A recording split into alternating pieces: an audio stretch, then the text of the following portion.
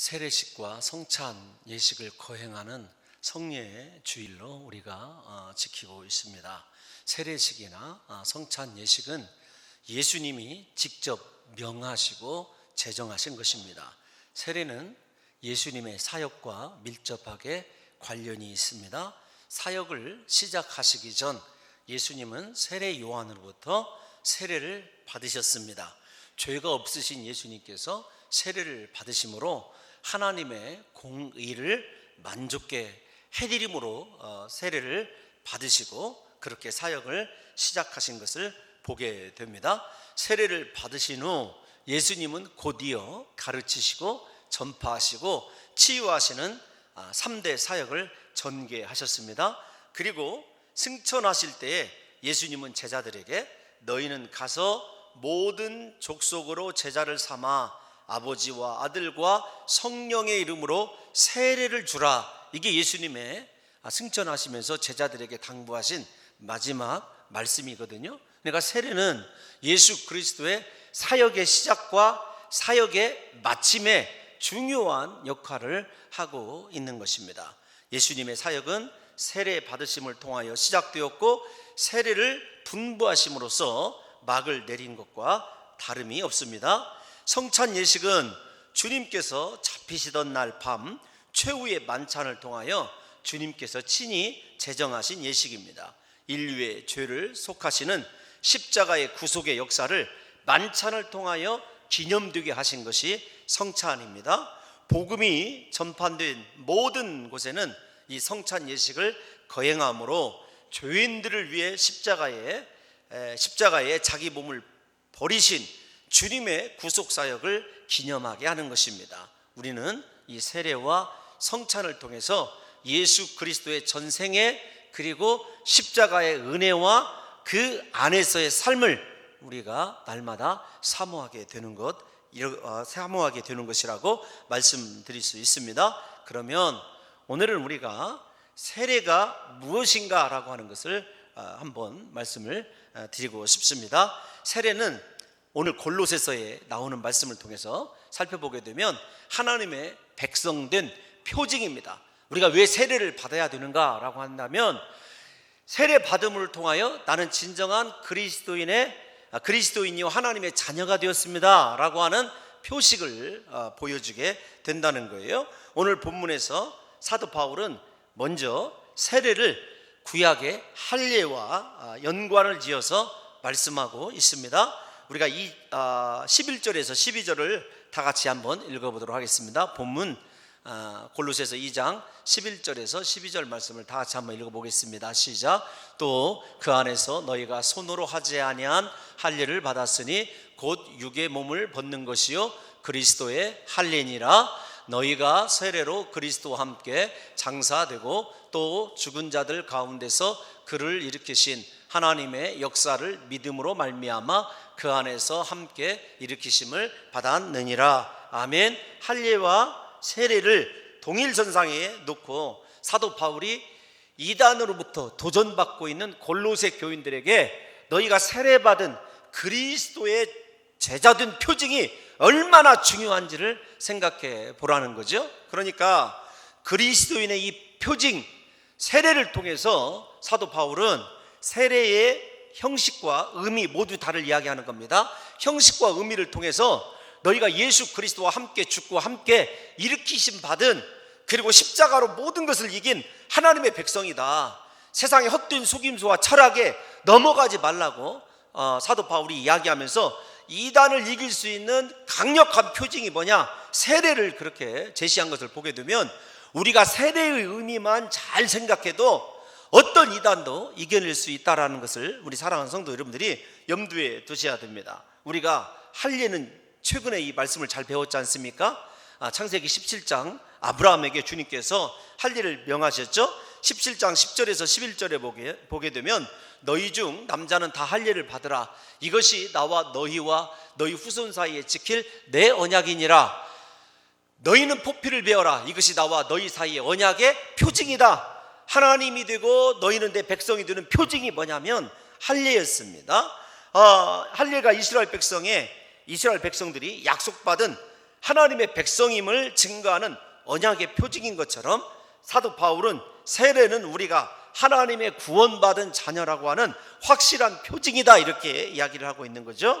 그러나 중요한 것은 그때 창세기 17장 강의할 때 분명히 말씀을 드렸습니다. 할례를 몸에다 행하는 것이 중요한 것이 아니라 마음에다 할례를 행하는 것이 중요하다 하면서 이 본문을 그대로 여러분들에게 말씀을 드렸었어요. 신명기 30장 6절 또 다시 한번 2주일만이지만 한번 읽어보겠습니다. 시작. 내 하나님 여호와께서 내 마음과 내 자손의 마음의 할례를 베푸사 내게 마음을 다하며 뜻을 다하여 내 하나님 여호와를 사랑하게 하사 내게 생명을 얻게 하실 것이며, 마음의 할례를 받게 되면 진정으로 마음의 세례를 받은 사람은 하나님을 사랑하게 되어 있어요.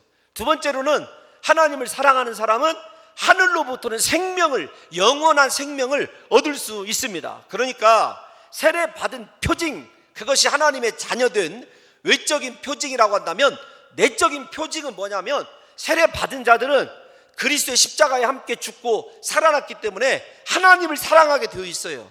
그리고 하나님을 사랑하는 자들에게는 모든 것이 살아나는 생명이 여러분 예비되어 있는 거예요. 그러니까 세례를 베푸시는 것은 우리에게 영생의 능력뿐만 아니라 이 땅 가운데서 우리의 삶이 모든 사망의 저주를 깨뜨릴 수 있는 은혜를 주시기 위해서 세례를 주신 것이기 때문에 모든 이들은 세례받기를 사모해야 됩니다. 그래서 세례를 받으면요, 우리 마음속에, 다시 말씀을 드리지만 하나님을 사랑하는 마음이 생겨요. 그러면 그 사람이 진짜 세례 받은 사람이에요.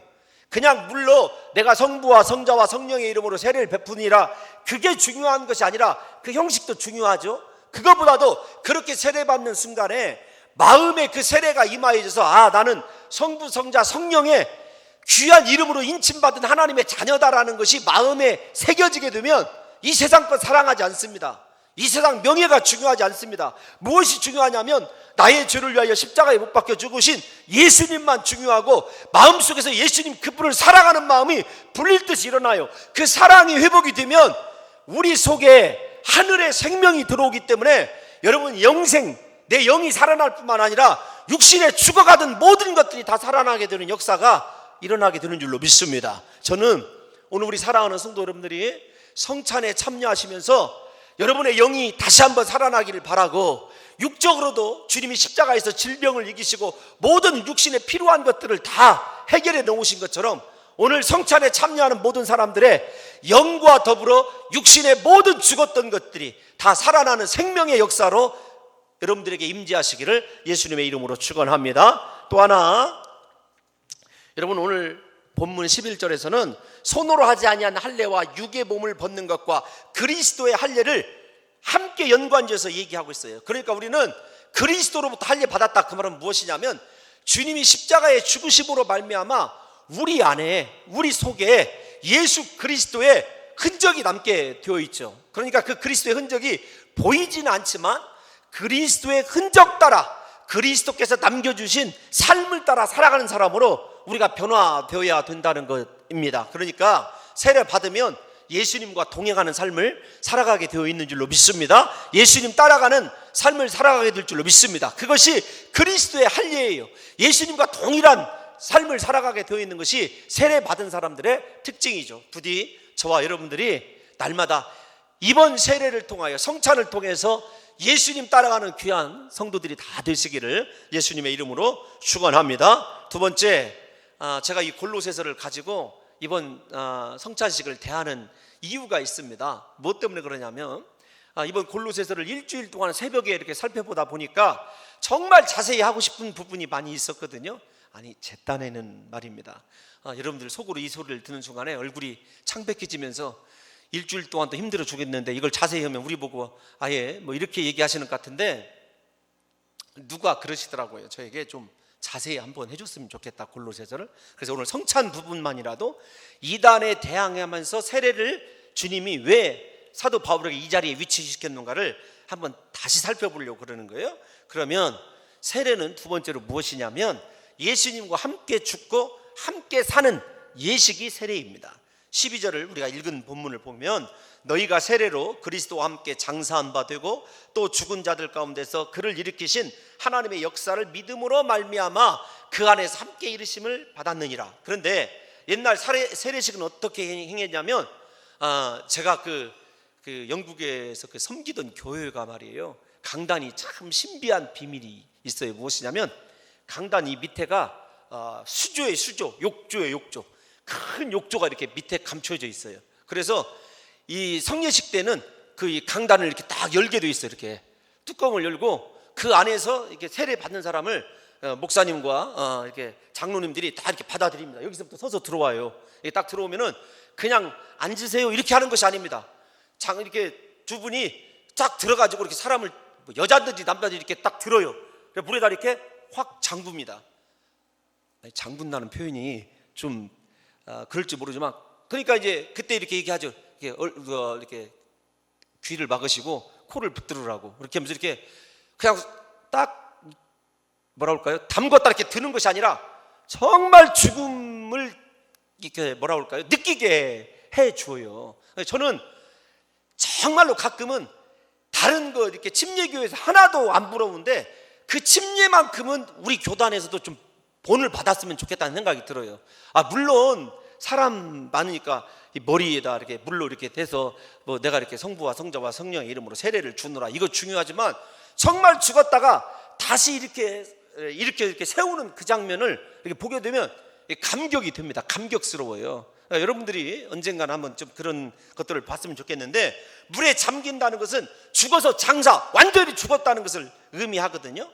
여러분, 물에 잠김으로 육신에 속하여 살던 옛사람이 이제 죽습니다, 그런 것을 광고하는 거예요. 나는 이제 옛날의 삶을 완전히 지금 이 순간에 죽입니다, 그 뜻과 동일하다는 거죠. 죄의 종로로 타던 과거의 사람이 이제 완전히 죽었음을 선언하는 거죠. 특별히 이생의 자랑, 안목의 정욕, 육신의 정욕을 쫓아가던 육적인 사람은 완전히 이 순간에 죽습니다. 여러분, 그것을 선언하는 것이고, 그러니까 옛사람이 완전히 죽는 거예요. 그리고 물에서 올려온다는 것은 새 생명으로 다시 태어나는 것을 말하는 거예요. 예수 그리스도의 십자가 은혜로 다시 태어나는 거죠. 이제는 죄의 종이 아니라 죄를 물리치시고 죄를 정복하는 오직 예수 그리스도의 능력을 받은 하나님의 종으로 서게 되는 것을 의미합니다. 육적인 사람이 아니죠. 이제부터는 영적인 사람이 되어서 육적인 이 세상의 것에 노예로 살아가는 것이 아니라 하늘의 복음의 노예가 되어서 둘로스가 되어서 말씀이 원하시는 대로만 살아가기를 결단하는 것이 이 세례의 의식인 것입니다. 그래서 세례 받고 예수님과 함께 다시 살리움 받은 사람은 자기의 목표와 욕망을 성취하기 위해서 이 땅 가운데서 모든 것 허비하는 인생이 아니라 하나님의 뜻을 이루어드리는 인생으로 생각도 바뀌게 되고 의식도 바뀌게 되는 거예요. 그러니까 세례의 첫 번째가 표징이 하나님만을 진실로 마음으로 사랑하는 하나님의 백성, 두 번째로는 완전히 옛사람이 죽고 나는 세상에 대해서 죽은 자예요, 과거에 대해서 죽은 자입니다.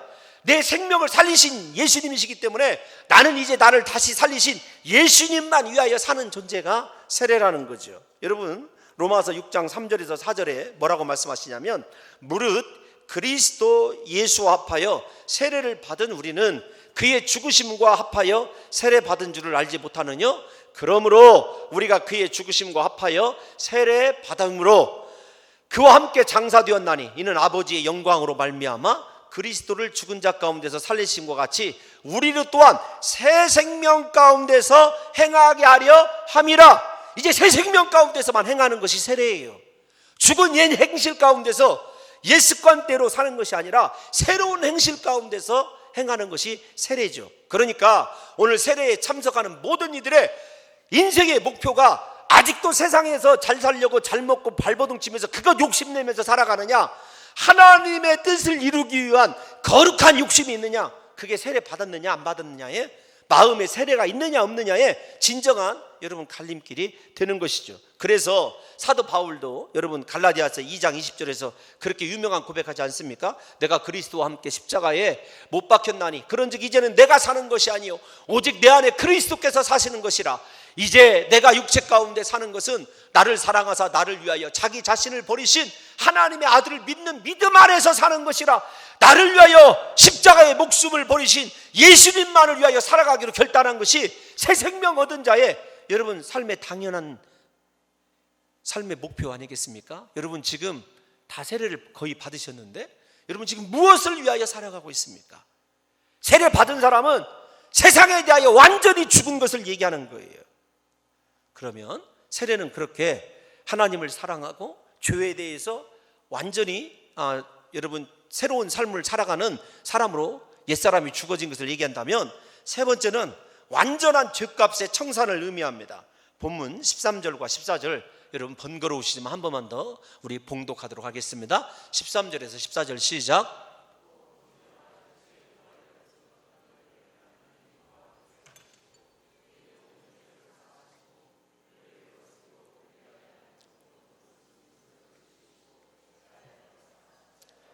아멘. 여러분 보십시오. 이 본문은 여러분들은 이게 보시게 되면 그 당시 로마의 문화를 13절과 14절에다 완벽하게 사도 바울이 녹여놨어요. 사도 바울이 지금 로마 감옥에 있지 않습니까? 골로새 교회는 사도 바울이 로마 감옥에 있었을 때 에바브라, 골로새 교회의 설립자인 에바브라로부터 골로새 교회의 소식을 듣고 로마 문화를 통해서 세례가 무엇인지, 너희가 죄사함 받았다는 것이 어떤 것인지를 정확하게 풀어주고 있어요. 여러분 여기 먼저 우리를 거스르고 불리하게 하는 법조문이라는 말과 증서라는 말이 나오고 제하려 버렸다 이런 말이 나옵니다. 여러분 증서라는 것은 어떤 거냐면 여기 써있는 헬라어 단어는 다른 뜻이 아닙니다. 본래 빚진 사실을 확인하고 날인한 채무장, 이걸 얘기하는 거예요. 이 증서가 어떤 거냐면, 여러분 우리가 빚을 내어줄 때 항상 이렇게 기록을 하지 않습니까? 기록하지 않고 주는 사람도 있습니다만은 여러분 기록을 다 하는 거예요. 이 증서가 어떤 말이냐면, 우리가 죄를 질 때마다 우리의 죄를 하나도 남김없이 다 기록하고 계세요. 누가? 하늘에서.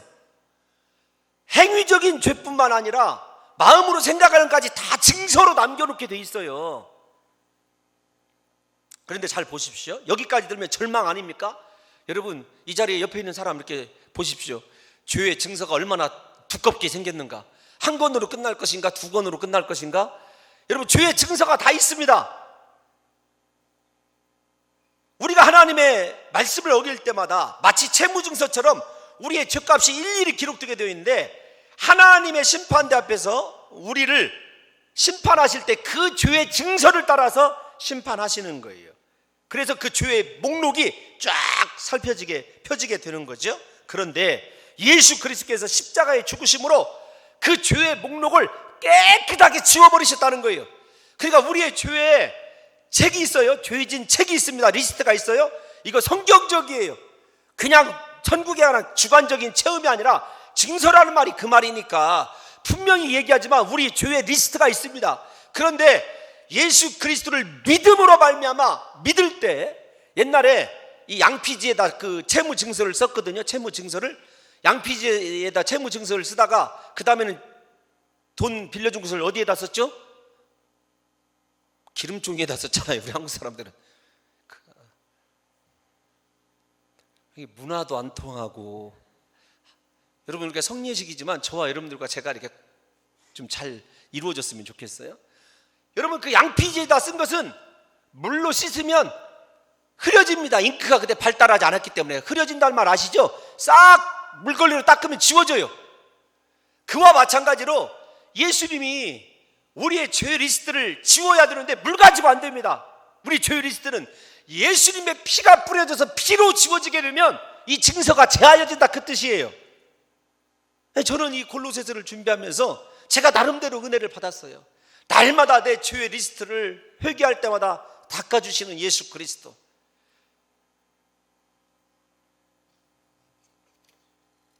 예수님께서 그 지워지지 않는 죄악의 리스트를 주님이 날마다 세례받고 죄를 회개하는 우리들의 죄를 다 그렇게 씻어주셨다는 거죠. 십자가의 보혈로. 여러분 그 증서를 없애버리는 결정적 해규가 14절 끝에 나오는 십자가에 못 박으셨다는 말입니다.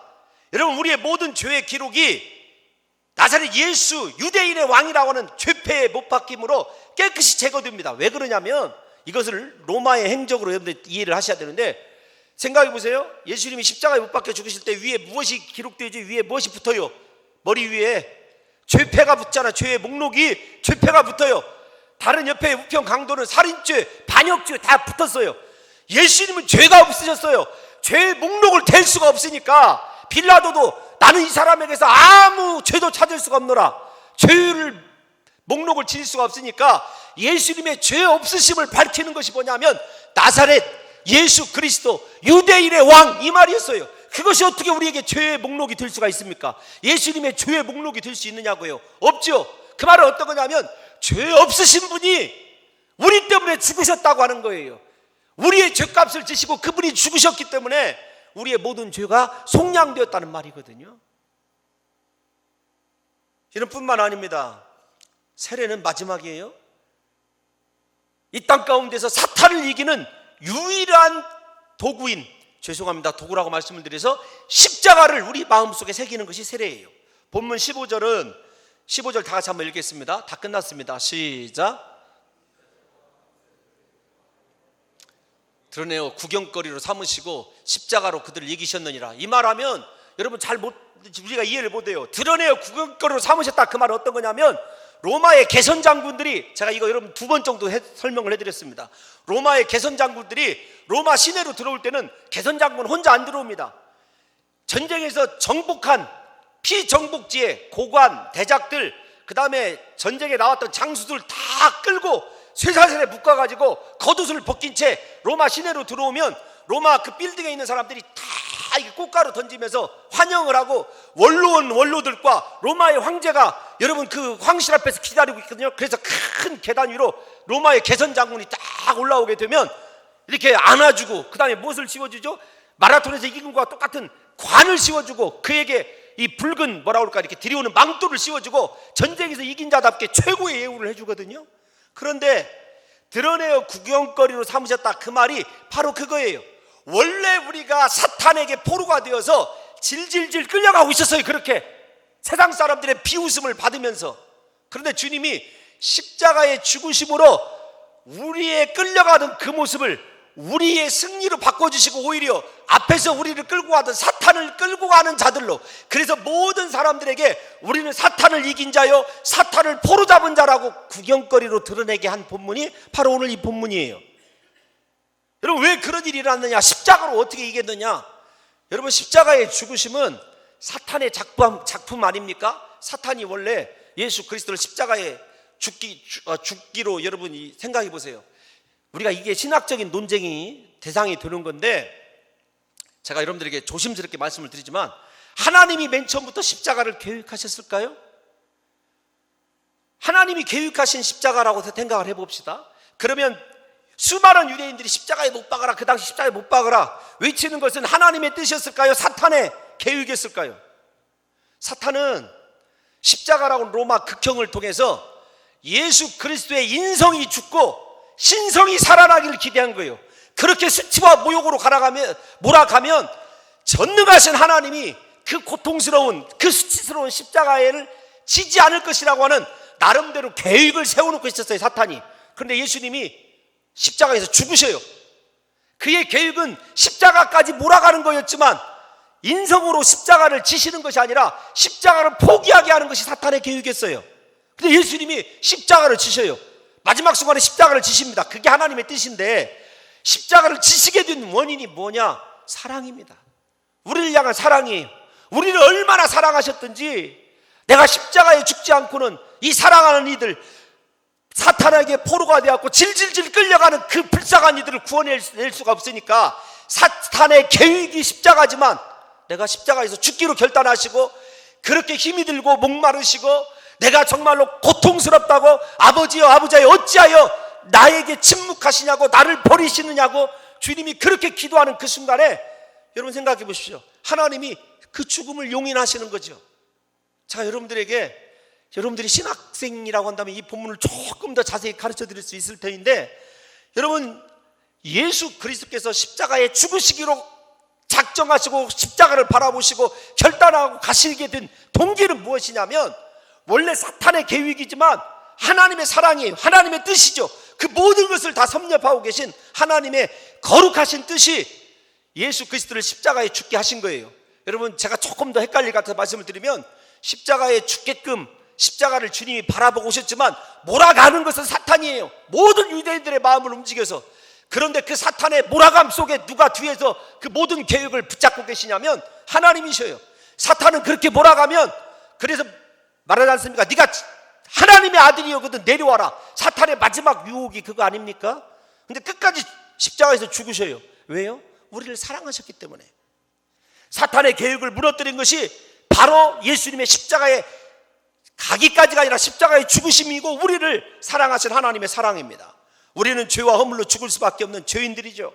죄 때문에 도저히 하나님의 진노를 피하거나 용서받을 수 없는 우리들 때문에 예수님은 대신 십자가에서 죽으심으로 말미암아, 사탄이 원하지 않던 죽으심으로 말미암아 사탄의 계획을 완전히 무너뜨린 것, 그게 십자가의 죽음이고 이기는 승리입니다. 예수님이 죽으심으로 사탄은 절망하게 되죠. 사탄의 모든 계획이 다 끝이 나는 거죠.